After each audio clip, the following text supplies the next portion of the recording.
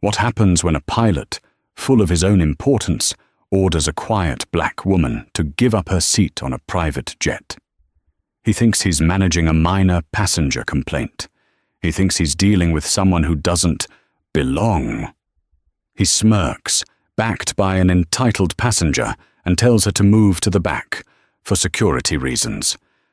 What he doesn't know is that the woman he's trying to humiliate isn't just a passenger. She's Serafina Washington, and she doesn't just have a ticket. She owns the entire airline, and the plane, and his career.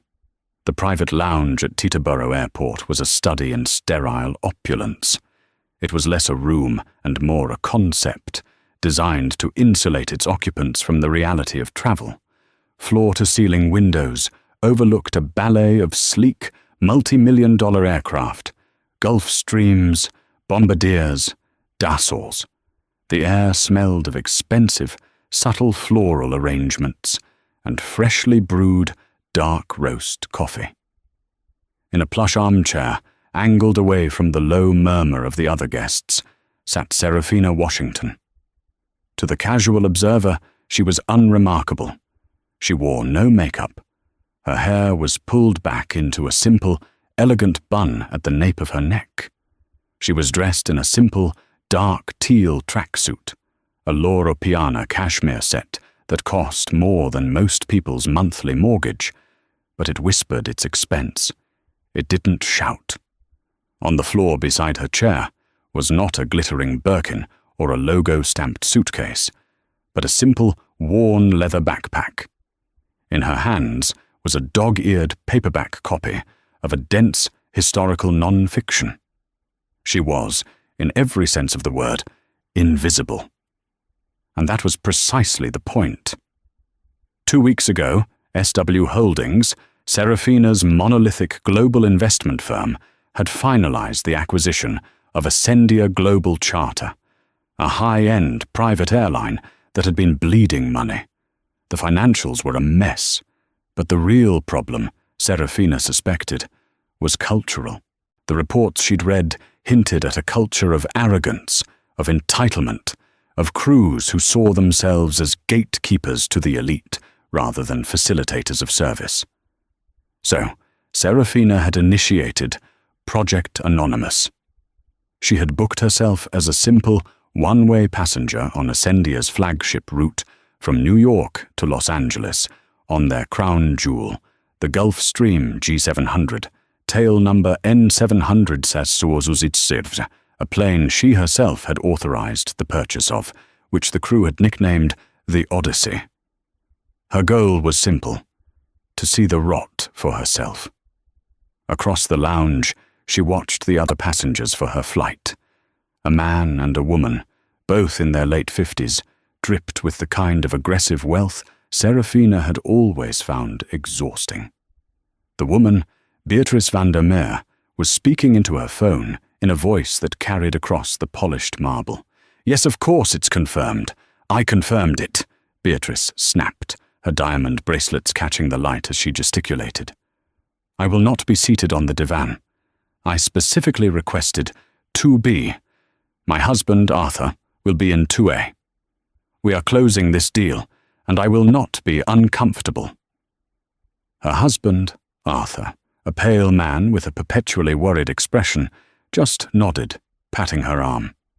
"Of course, dear. They know who we are." Serafina discreetly typed a note into a locked file on her phone. "Passenger BVM, high maintenance, status-driven. Check booking notes for special requests versus demands." A moment later, a man in a crisp, dark Navy pilot's uniform strode into the lounge. He was tall, with silvering temples and a jaw that looked like it had been carved from granite. His name tag read, Captain Miles Donovan. He didn't make eye contact with any of the passengers. He walked directly to the service desk, his back ramrod straight, and spoke to the attendant in a low, authoritative tone. He was, Serafina thought, the perfect image of a captain. He radiated confidence and authority. He also, she noted, completely ignored a service worker who tried to offer him a water, brushing past the man as if he were furniture. Another note. Captain Donovan. High presence, low approachability. Observe crew interaction. Finally, a young woman in the sleek grey Ascendia flight attendant uniform entered. She looked nervous, her smile bright but brittle. "Good morning. Passengers for Flight 722 to Los Angeles.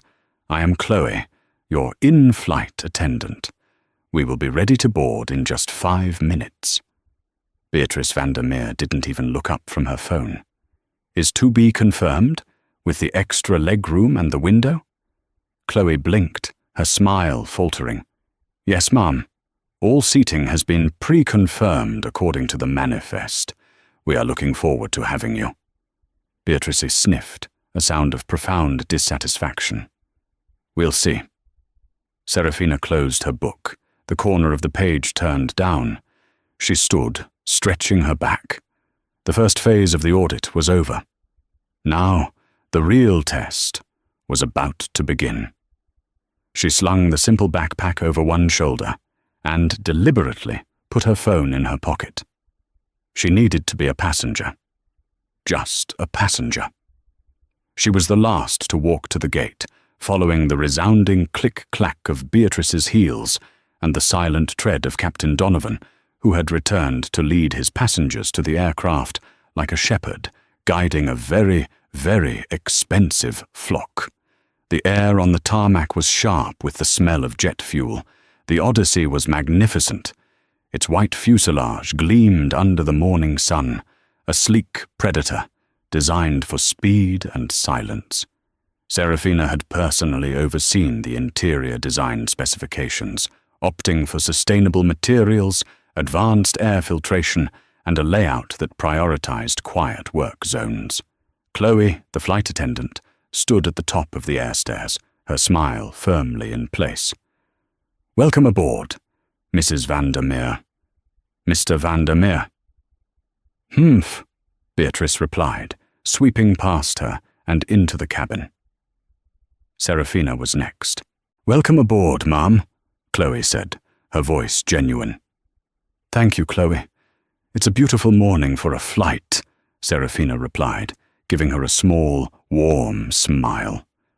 Chloe seemed momentarily surprised to be addressed by name, her smile becoming real for a split second. "It really is. Your seat, Ms. Washington, is 1A, just to the right here." Serafina nodded and moved into the cabin. The interior was a masterpiece of muted tones, cream, slate, and brushed bronze. The main cabin had 4 plush, individual captain's chairs, 2 facing 2, and a separate compartment in the back with a divan and a small conference area. Her seat, 1A, was one of the single chairs, positioned for privacy, with its own partition, a large window, and the most advanced workstation. It was, arguably, the best seat on the plane. And it was the one her executive assistant had booked for S. Washington on the public-facing charter schedule. She settled in, pulling her paperback from her backpack. She heard the Vandermeers getting settled behind her. "This is unacceptable." Beatrice's voice, though a harsh whisper, cut through the quiet hum of the cabin. Serafina didn't look. She just listened. "Arthur, look at this. This is 2B. It's fine. But that seat," she hissed, "is the premium. That's the one I wanted. Why is she in it?" "Dear, it's just a seat.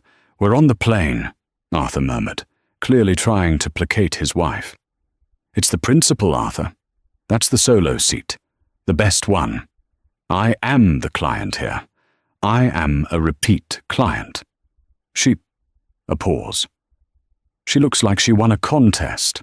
How did she even get through the Taterboro Lounge?" Serafina felt a familiar, cold stillness settle over her. This was the part of the audit she had dreaded, and the part she knew was most necessary. Chloe, ever professional, bustled over. "Can I get you something to drink before we take off, Mrs. Vandermeer? We have fresh squeezed orange juice, or perhaps some champagne?" "I want to know," Beatrice said, her voice low and sharp, why that woman is in seat 1A. Chloe's training kicked in. Her face became a polite, neutral mask. "Ma'am, all seating is assigned based on the flight manifest at the time of booking. Ms. Washington is in her assigned seat." "Miss Washington?" Beatrice scoffed. "And who is she? I've never heard of her. We've flown Ascendia a dozen times. We are known clients. This is an insult." I apologize if you're not comfortable, ma'am," Chloe stammered, clearly out of her depth. "The divan in the back is currently empty if you'd prefer to spread out." "The divan?" Beatrice's voice rose to a near shriek. "You want me to sit on the sofa like luggage? I am trying to conduct business." "That woman," she pointed, and Serafina, who was steadfastly reading her book, or pretending to, could feel the gesture like a physical poke, "is just reading a book. She's in a tracksuit. She clearly doesn't understand the level of this service." "Ma'am, I cannot move another passenger," Chloe said, her voice now trembling slightly. "It's against our policy." "Then get me someone who can," Beatrice snapped. "Get me the pilot, now!" Serafina felt her stomach tighten. She had hoped to observe the service. She had not intended to become the observation. Chloe, pale and shaken, backed away. "Yes, ma'am. I will see if the captain has a moment before his pre-flight checks are complete." Beatrice sat back in her seat with a sound of triumph. "See, Arthur, you just have to be firm. You can't let standards slip. It's bad for everyone." Serafina slowly turned a page. She noted, with a clinical detachment, the A pre-flight check interrupting captain would be a major breach of protocol. A pilot's focus should be on the aircraft, not on a passenger's seating squabble. If Captain Donovan came out of that cockpit for anything other than a safety announcement, it would be the first major red flag. A minute passed. The heavy, soundproofed door to the cockpit clicked open. Serafina braced herself. The audit, she realized, was about to get very, very real. Captain Miles Donovan emerged from the cockpit, not with the hurried look of a man interrupted from complex calculations, but with the slow, deliberate stride of a landowner inspecting his property. His hat was tucked neatly under his arm. His face was a mask of cold authority.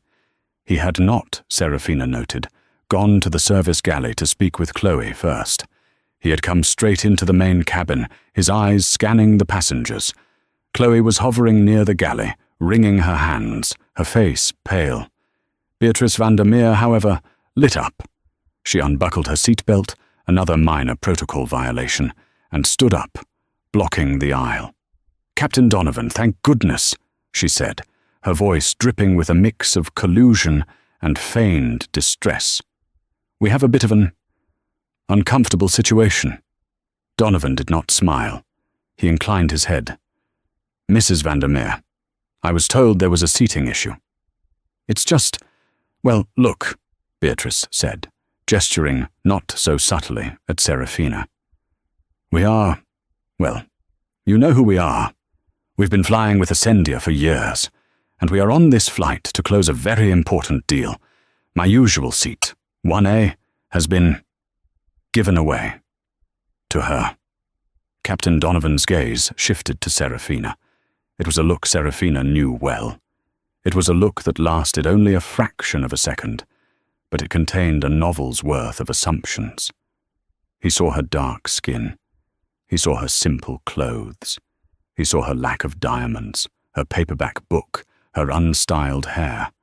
He processed all of this and cross-referenced it with the environment. A $70 million private jet. The calculation in his eyes was instantaneous. She does not belong here. His gaze was cold, appraising, and deeply, profoundly dismissive.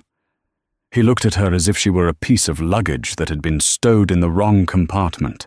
He turned his full attention back to Beatrice, his tone softening almost imperceptibly. "I see. Mrs. Vandermeer, I can assure you, passenger comfort and propriety are our chief concerns. Please return to your seat. I will handle this." "Thank you, Captain," Beatrice beamed, sitting down with a victorious flounce. She gave her husband a sharp, satisfied nod. Donovan took 2 steps, closing the distance to Serafina's seat. He stood over her, his presence designed to intimidate. He was a tall man, and in the confines of the G700's cabin, he seemed to fill all the available space. Serafina slowly looked up from her book, marking her page with her index finger. She kept her expression neutral, her heart rate steady. This was data. This was the rot. "Ma'am," he said. His voice was not loud, but it was deep, resonant, and carried the unshakable weight of command. It was a voice used to instant, unquestioning obedience. "Captain," Serafina replied, her own voice quiet, calm. "There appears to be a discrepancy with your seating assignment," he stated. It wasn't a question. It was a verdict. "Oh?" Serafina asked. "My boarding pass and the manifest Chloe checked seemed to think I'm in 1A. The use of the flight attendant's name seemed to annoy him. Chloe is a junior attendant. She follows the list she is given. I am responsible for the entire aircraft. That includes the manifest, the passengers, and above all, the security and safety of this flight." He was escalating. He was moving this from a customer service complaint to a matter of security. This was a classic power move, and Serafina catalogued it. "I understand," Serafina said, still calm. "I'm happy to show you my confirmation email. S. Washington, seat 1A, booked and paid for." "That won't be necessary," Donovan said, a dismissive wave of his hand. "The reality is, Mrs. Vandermeer," he nodded toward Beatrice, "is one of our most valued long-term clients. She has a standing preference for this particular seat. There has clearly been a booking error in our new system." "A new system?" Serafina asked, her voice tinged with just a hint of curiosity. Was the old one not working? This she knew was a needle prick. The new system was the one her team had implemented 2 weeks ago to stop the very kind of preferential, under-the-table treatment that Donovan was now trying to enact. Donovan's eyes narrowed. "That is a matter for management, Mum, not for passengers. The fact is, we have an issue, and I am going to resolve it." He was projecting. He saw her as a passenger, but he was treating her as management because she'd asked a logistical question. His worldview was simple: those who served and those who were served. He had placed her in the former category, and her impertinence was confusing him. "How do you plan on resolving it, Captain?" Serafina asked, closing her book completely and placing it in her lap. He took her full attention as a sign of submission. His tone became paternal, condescending. "It's very simple. I am going to move you. The divan in the aft cabin is quite comfortable. You'll have it all to yourself. You can read your book back there, in total privacy." "The divan," Serafina repeated, her voice flat. "The sofa. It's the standard procedure for overflow, or for staff," he said, the slip of the tongue so fast she almost missed it. "Or for staff. So, you are asking me to give up my confirmed, prepaid seat, the most expensive on the aircraft, to move to the sofa, so that another passenger, who is already comfortably seated, can be more comfortable." "I am not asking you, ma'am," Captain Donovan said. And there it was, the steel beneath the facade. "I am telling you, as the captain of this aircraft, I have final say on all seating and safety, and I am deeming this a security issue." This was the moment, the point of no return. The silence in the cabin was absolute. The low hum of the auxiliary power unit seemed to fade away.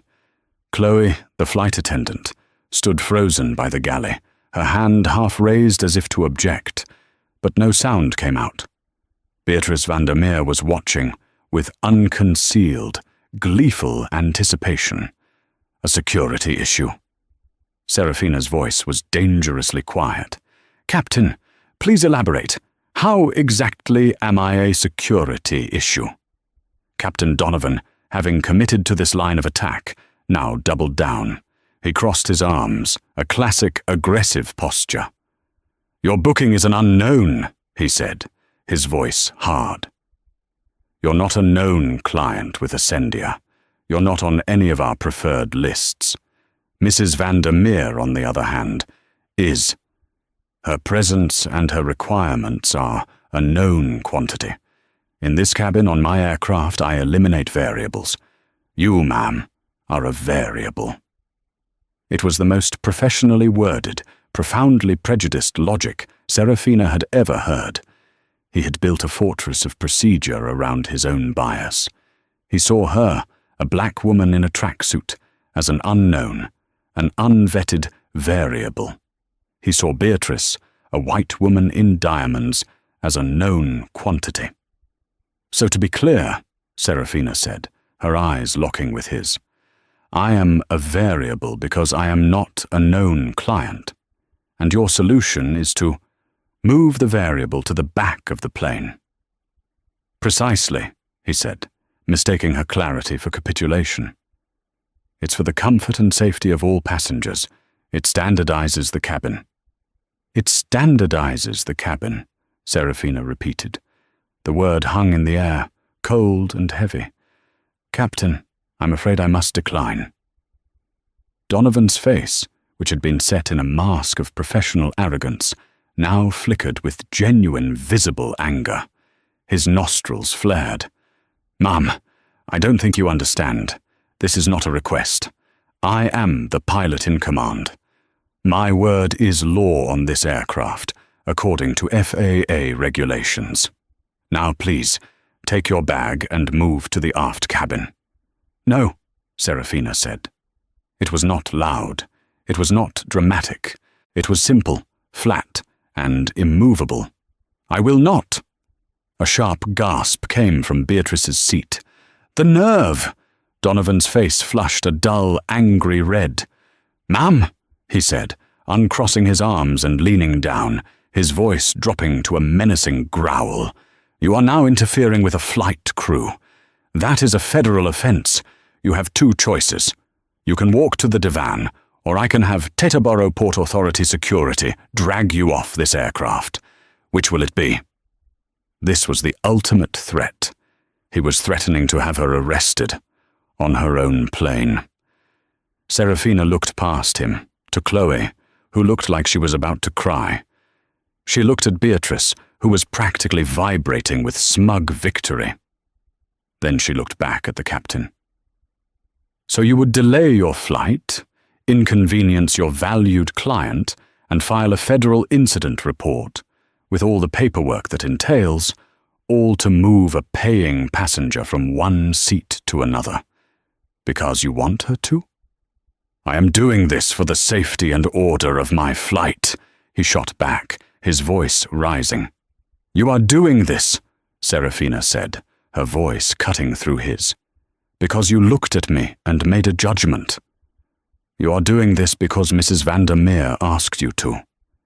You are doing this because you are arrogant, and your ego cannot handle the word no from someone you have already deemed a variable." Donovan stared at her, stunned into silence by the sudden, sharp analysis. He had expected a cowering apology or a tearful protest. He had not expected a scalpel.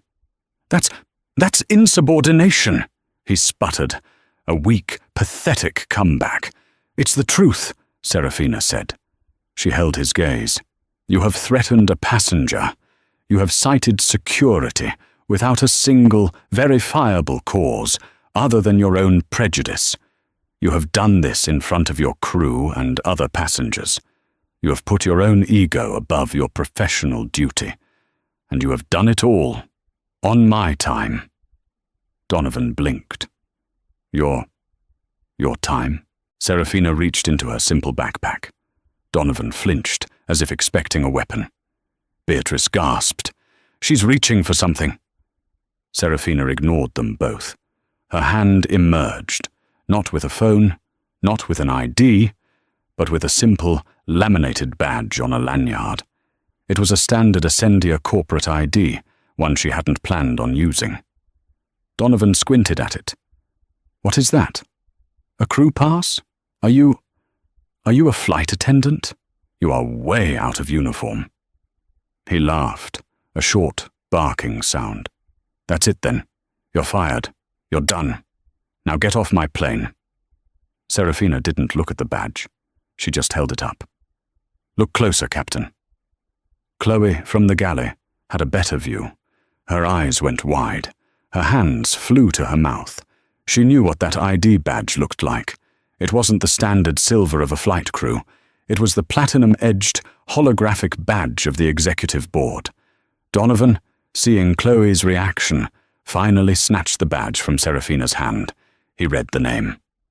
Serafina Washington, Chief Executive Officer, SW Holdings. He read the title below it. Chairwoman of the Board, Ascendia, Global Charter. His face, which had been red with anger, drained of all color. He looked like he had been punched in the stomach. The blood left his face so fast he seemed to sway on his feet. Holdings, he stammered, his voice suddenly a hoarse, strangled whisper. Serafina. Washington. Beatrice Vandermeer, seeing the entire scene shift, leaned forward. "What? What is it? What does it say?" Serafina gently took the badge back from his limp hand. "It says," she said, her voice now resonating with the cold, clear authority he had only been pretending to have, "that you are standing in my cabin, on my aircraft, threatening to arrest me." She pulled out her phone. "And it says that you, Captain Miles Donovan, are grounded, effective immediately." The immediate ringing silence that followed Serafina's words was heavier and more profound than any shout. Captain Donovan stood frozen, his mouth slightly open, the laminated badge having seared its image into his brain. He was, for the first time in his adult life, utterly, completely, and irrevocably out of his depth. Beatrice Vandermeer, however, still hadn't processed the shift in power. What is this nonsense? A chairwoman? Don't be ridiculous. She's in a tracksuit. Arthur, tell them this is absurd. Arthur, who had been silent the entire time, was staring at Serafina, his face pale. He was a businessman. He read the financial news, and the name Serafina Washington and SW Holdings had just clicked into place. SW Holdings was not just an investment firm, it was the firm, a behemoth that bought and sold companies like other people bought groceries. "Beatrice, be quiet," Arthur whispered, a new, unfamiliar terror in his voice. "I will not be quiet," Beatrice snapped, but her voice was smaller now, uncertain. Serafina ignored them both. Her attention was focused entirely on Donovan. She had unlocked her phone and was typing a message. "Captain," she said, her voice crisp, "I am going to make a call. I suggest you go to the cockpit, take off your headset, and wait for further instructions. Do not touch any controls. Do not speak to air traffic control. You are relieved of command." You can't," he stammered. But the fight was gone. He was a balloon that had been pricked. "I am the pilot in command." "You were the pilot in command," Serafina corrected him, not unkindly, but with absolute finality. "You are now an employee, pending a full investigation, and your first act as such will be to follow my direct order. Go to the cockpit. Now." Donovan looked at the cockpit door.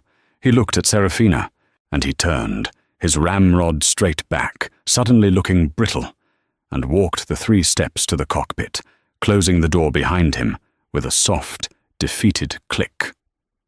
The cabin was left with the 4 remaining occupants. Serafina immediately hit a number on her phone speed dial. It rang once. "Robert," she said, her voice all business. "It's Serafina.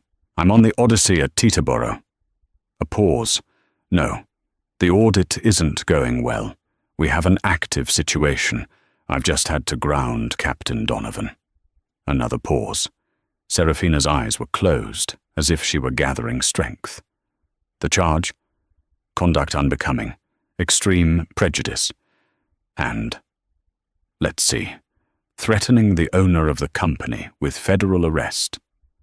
The voice on the other end, Robert Alistair, her head of operations, was audible even from the phone, a sputtered, shocked sound. "Yes, exactly," Serafina continued. "I need a replacement crew, Robert. Full cockpit and cabin. I want the Odyssey's backup team scrambled. They should be at Teterboro within 30 minutes, yes? Good. Have them meet me at the aircraft. And Donovan's co-pilot? I want him fully debriefed. He's been silent this entire time, which I'm not sure is a good or a bad thing." She listened. "Yes. Donovan is in the cockpit. Have Teterboro ground security meet him. He is to be escorted from the premises. Not in handcuffs, Robert. Let's maintain some dignity. But he is to surrender his Ascendia credentials, his airport pass, and his company-issued tablet. His access to all our systems is to be revoked. As of 5 minutes ago. Understood? Thank you." She hung up. She then looked, for the first time, at Chloe. The young flight attendant was standing by the galley, tears streaming silently down her face. She was terrified she was about to be fired. Serafina's voice softened. "Chloe." The girl flinched. "Yes, Ms. Washington. I am so sorry. I didn't know. He's the captain." "Chloe," Serafina said, "go to the galley. Take a deep breath. Drink a glass of water. You are not in trouble. You followed procedure. When the new crew arrives, you will assist them with the manifest transfer. You handled an impossible situation with as much grace as you could." Chloe nodded, her relief so profound she nearly sagged against the wall. "Thank you, Ms. Washington, thank you."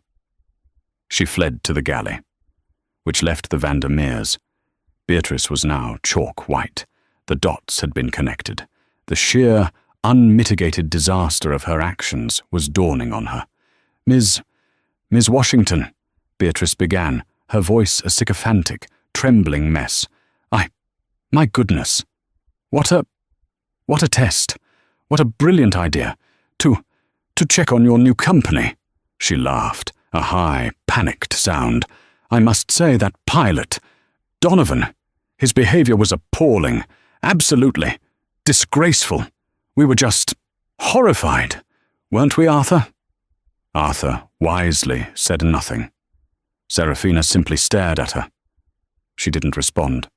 She just let the woman's panicked words hang in the air and die. We were just so concerned," Beatrice tried again, her "we" a desperate attempt to include her husband.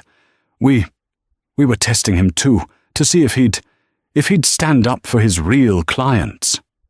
This was, perhaps, the single most pathetic attempt at a recovery Serafina had ever witnessed. "Mrs. Vandermeer," Serafina said, her voice flat. "Please stop talking." Beatrice's mouth snapped shut. "You were not testing anyone," Serafina said. "You were not horrified. You were delighted. You were an active participant. You instigated this. You used your status to try and bully a fellow passenger. And when that didn't work, you sicked an arrogant pilot on her, hoping he'd do your dirty work. You saw a woman who didn't look like you, who didn't dress like you, and you assumed she was less than. You assumed she was a variable." "No, I would never," Beatrice whispered. "You did," Serafina said, And in doing so, you encouraged a man to break protocol, to violate FAA guidelines on crew conduct, and to destroy his own career. All for a seat. A seat, by the way, that you were never entitled to. Serafina's phone buzzed. A text from Robert. Security is en route. New crew is 10 minutes out. She stood up, pulling her small backpack from under the seat. She walked past the shell-shocked Vandermeers to the front of the cabin and opened the plane door, breathing in the fresh, fuel-scented air. She could see 2 black SUVs pulling up to the tarmac. The full revelation was complete. Now, it was time for the consequences. The arrival of the black SUVs was swift and silent. 3 men in dark suits, the Teterboro ground security team, ascended the air stairs. They were followed by a man Serafina recognized, Robert Alastair, her COO, his face grim. Behind him were 3 people in immaculate Ascendia uniforms, a new pilot, a co-pilot, and a senior flight attendant. Serafina met Robert on the stairs. "Robert, thank you for coming." "I wouldn't miss it," he muttered, his eyes furious. He looked past her into the cabin, at the Vandermeers, then nodded toward the cockpit. "He's still in there?" "He is," Serafina said. Robert nodded to the security team leader. "Captain Donovan is to be escorted from the property. He is not a threat. He is just unemployed. Be professional." The lead security agent nodded, and the 3 men entered the plane, walking past the Vandermeers as if they weren't there. They knocked once on the cockpit door. "Captain Donovan, this is ground security. We're here to escort you." The door opened. Miles Donovan emerged, his hat now in his hand. He was stripped of his authority, and the change was startling. He was just a man in a costume. He looked grey and small. He did not look at Serafina. He did not look at anyone. He just fell into step with the security team, who flanked him and walked down the stairs and into the back of one of the waiting SUVs. It was over in less than 30 seconds. A career evaporated. Robert Alastair then stepped fully into the cabin. He looked at Beatrice and Arthur. "Mr. and Mrs. Vandermeer," Robert said, his voice clipped.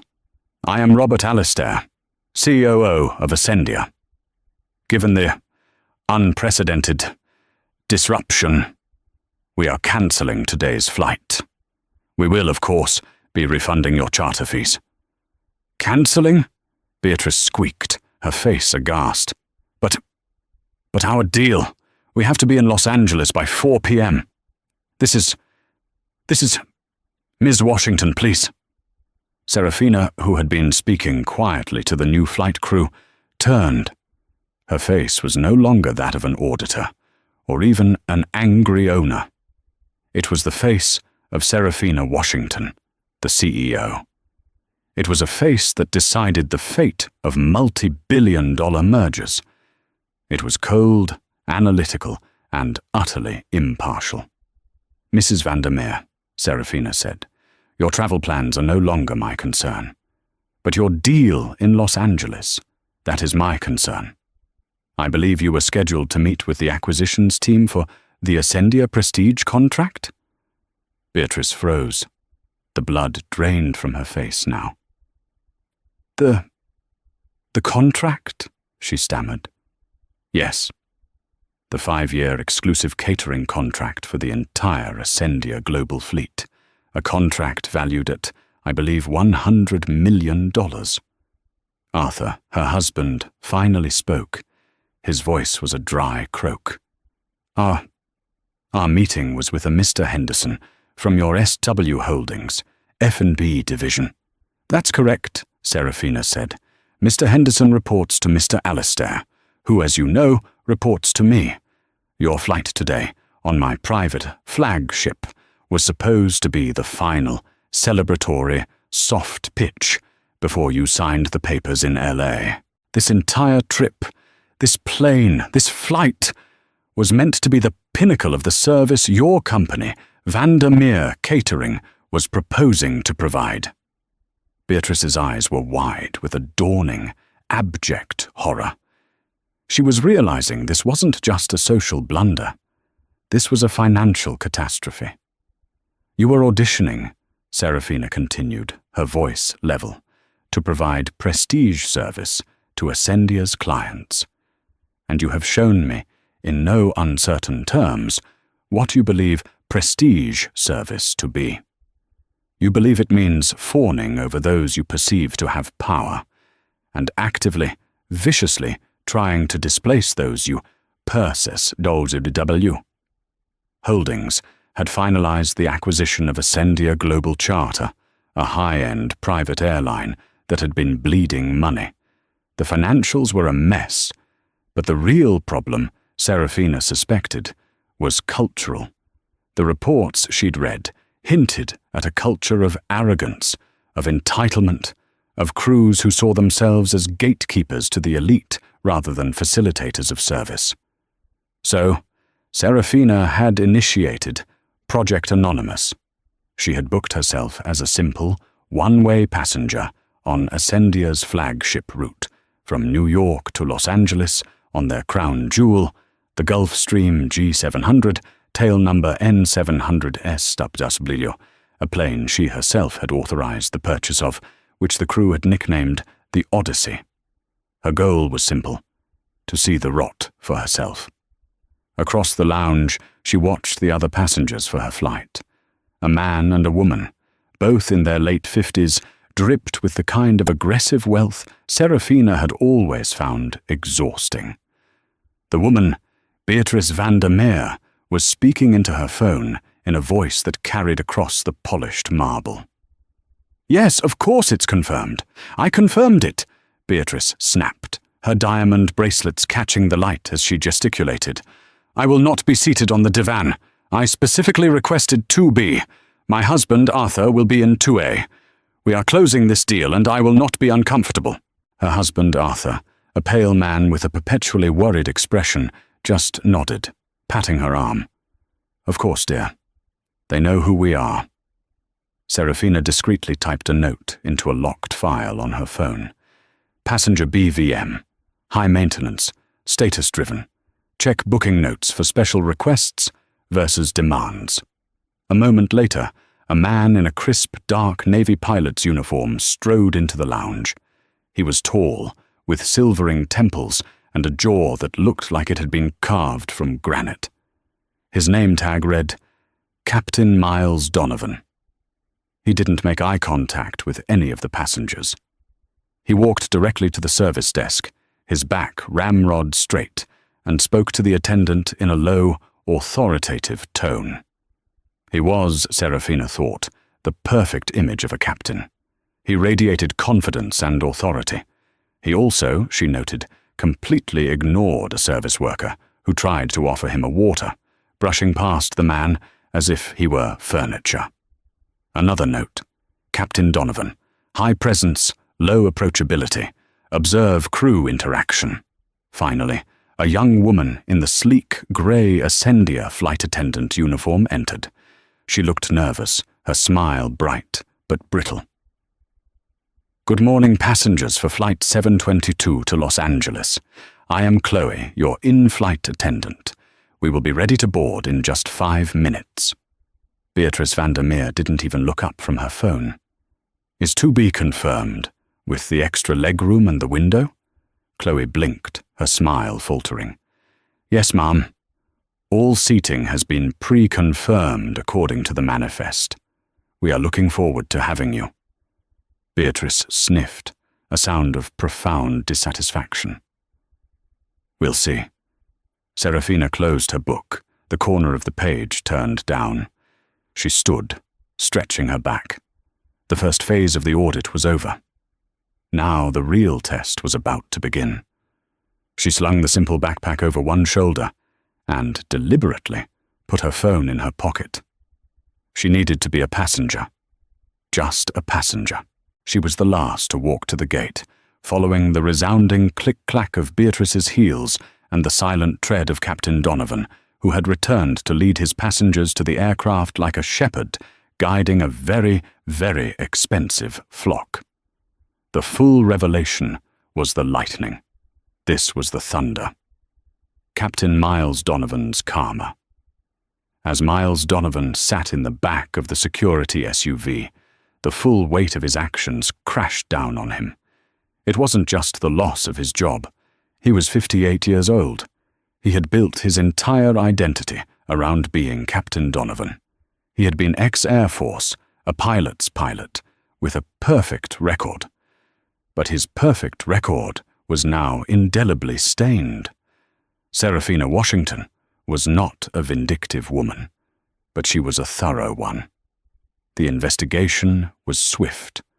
Robert Alastair found what Serafina had suspected, a long history of minor complaints, all handled by Donovan. Complaints from female flight attendants about his abrasive tone, complaints from ground crew about his arrogance. But he flew the expensive planes, and he always got the important clients, like the Vandermeers, where they wanted to go, so his behavior had been tolerated. No longer. He was fired for cause. His conduct unbecoming was the official reason. But the real karma, the hard karma, was the note that went into his permanent FAA record. Serafina, in her official capacity as the owner of the charter service, filed a report stating that Captain Donovan had, without cause or evidence, and acting on personal prejudice, falsely declared a paying passenger a security threat in an attempt to unlawfully remove them from an aircraft. That note was a death sentence for his career. No other high-end charter would touch him. He couldn't fly for a major airline. His pride, his perfect record, and his profound arrogance had cost him the one thing he loved, the sky. He lost his six-figure salary, his flight pension, and worst of all, his status. The last Robert Alastair heard, Miles Donovan was working as a part-time simulator instructor in a strip mall in Central Florida, teaching teenagers how to fly. The granite-jawed god of the skies was grounded forever. Beatrice Vandermeer's karma. Beatrice's karma was faster and, arguably, more brutal. As she and Arthur stood on the Teterboro tarmac, their luggage being unceremoniously pulled from the Odyssey's hold, the reality of Serafina's words hit them. "The deal is dead, Robert," Serafina had said, loud enough for them to hear. "Find me their nearest competitor. I want a meeting with them as soon as I land in LA. Tell them the Ascendia Prestige contract is back on the table." Vandermeer Catering, as Arthur knew all too well, was leveraged to the hilt. They had taken out massive loans to scale up their operations, all in anticipation of landing the Ascendia contract. It was their whale, the deal that would make them. Beatrice's desperate attempt to secure a slightly better seat had not just cost them a $100 million contract, it had just bankrupted their company. As they were escorted back to the terminal, not the private lounge, but the main terminal, to arrange their own commercial flight back, Beatrice's phone began to ring. It was the bank, then her operations manager. The news of the contract's immediate and final termination had been instantaneous. Within 6 months, Vandermeer Catering was in Chapter 11 bankruptcy. Their assets were liquidated. Their reputation in the insular world of high-end catering was destroyed. Beatrice, who had defined her entire life by her status, had to sell her diamonds, then her apartment, then her dignity. She had tried to bully a woman in a tracksuit, and in doing so had engineered her own spectacular fall from grace. She and Arthur were last seen flying coach, and as the universe would have it, seated near the lavatory. That was the hard karma. It wasn't mystical. It was logistical. It was financial. It was the simple, cold, brutal consequence of treating another human being as a variable. Back on the Odyssey, the atmosphere had undergone a chemical change. The oppressive, ego-driven tension that had radiated from the cockpit had evaporated. In its place was the low, efficient hum of true, quiet competence. Captain Anne-Marie Roche, the replacement pilot, had a face of calm professionalism. She and her co-pilot had completed their pre-flight checks in a stunningly fast 10 minutes, their voices on the intercom a model of just the facts clarity. The new senior flight attendant, Maria, moved through the cabin with a quiet, reassuring grace, her movements economical and her smile genuine.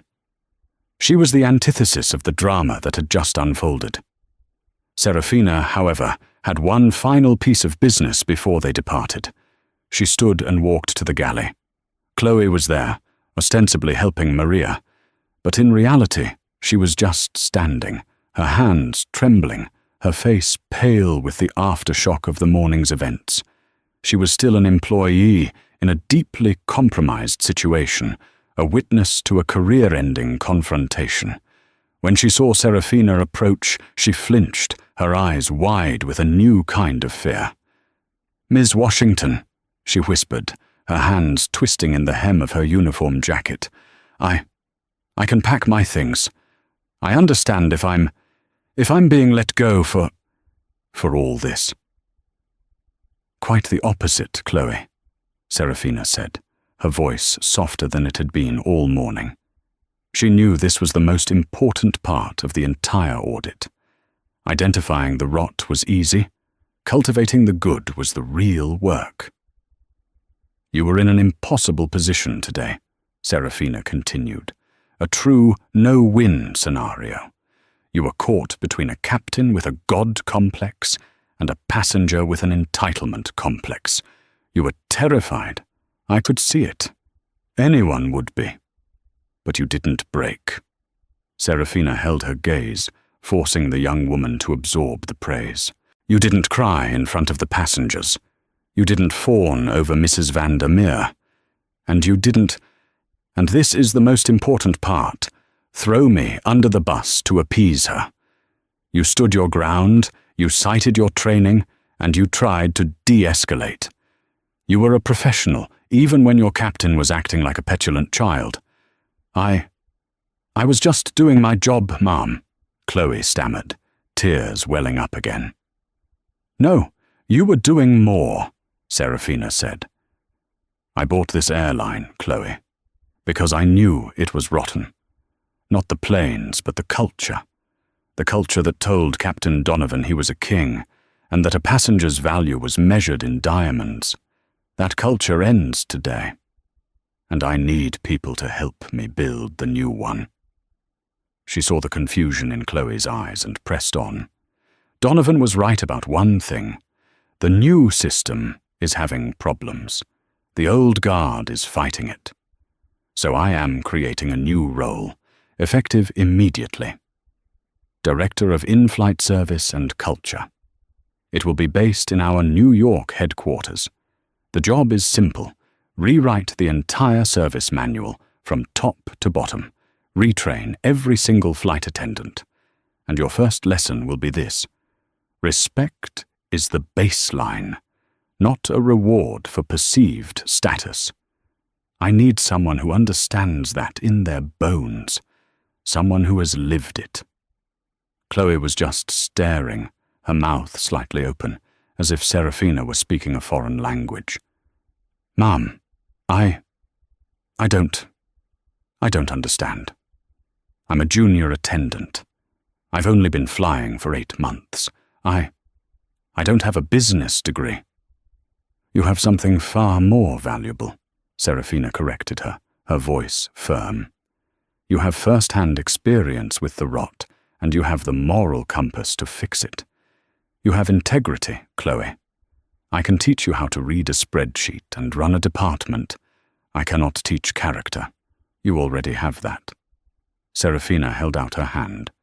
"The job is yours if you want it. Your salary triples, starting with your next pay cycle.